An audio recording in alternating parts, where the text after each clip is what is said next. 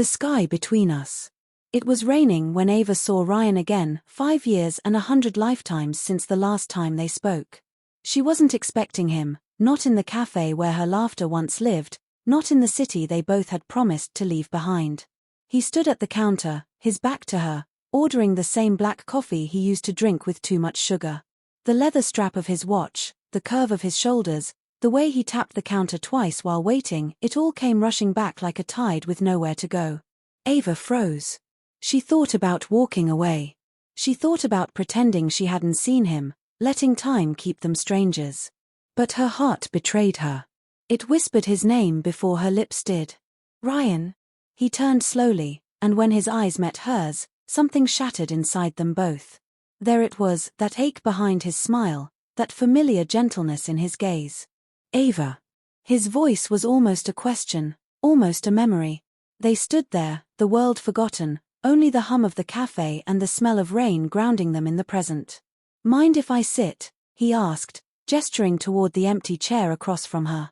She nodded, though her hands trembled beneath the table. They talked like survivors. Quietly. Carefully. As though words could reopen wounds that barely healed. You're still writing? He asked. Yes, she said, staring into her coffee. Still searching for endings. He gave a small smile. And finding them? Sometimes, she whispered. Sometimes they find me. There was silence. The kind that used to feel like home. I read your novel, he said, after a while. The one with the girl who waited at the train station. Ava looked up sharply. That was about. I know, he interrupted gently. It was us. She bit her lip. The kiss they never shared burned at the edge of her memory. 5 years ago, under the autumn trees, when he told her he couldn't stay. You left, she said finally, her voice cracking. I know. You promised you wouldn't. I lied. Tears gathered in her eyes, but she blinked them away. He reached out, gently touching her hand. I thought I was protecting you. Ava pulled back. From what? Love. From breaking the person I loved most, he said. From becoming my father. My mistakes. A tear slipped down her cheek. You broke me anyway. I know, he whispered. And I've hated myself every day for it. Later, they walked along the old riverside path where they once talked about the future. The sky above them was soft with clouds, like it was listening. He stopped by the bench they once claimed as theirs. I missed you, Ava. She looked at him, older now, but still the boy who made her believe in forever. I missed you too, she admitted. He leaned closer, searching her eyes. Do I still have a place in your heart? She hesitated, then placed a hand on his chest. You never left. But that doesn't mean we can pick up where we stopped. Then let me start over. And then he kissed her. It was slow, filled with all the words they never said, the apologies, the memories, the love that hadn't died. When their lips parted, she was crying.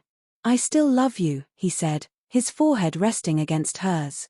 She closed her eyes. I know. But love isn't always enough. To be continued in this single part. Rayan tried every day for months to prove he'd changed. He brought her tea when she worked late. He read her drafts. He held her when her mother got sick. He learned to be still when she needed space, and strong when she broke. They healed together. But healing isn't linear. One day, Ava found a letter in his drawer. From another woman. From a year ago. A time before he saw her again, but the betrayal still cut. She didn't scream. She didn't throw things. She looked him in the eye and said, Do you still talk to her? No, he said, instantly. She studied him. If you're lying, I'll know. I'm not, he promised. And he wasn't. But the trust they were building crumbled anyway. Because pain has memory. That night, Ava stood at the same cafe alone. It rained again. The sky looked like the one from 5 years ago. She wrote in her notebook. Sometimes love returns, but the people we become aren't the people who once fit together. Some stories need new pages, not the same old ink. 1 year later, Ava's book launched. A novel about 2 lovers who met again and chose themselves, finally.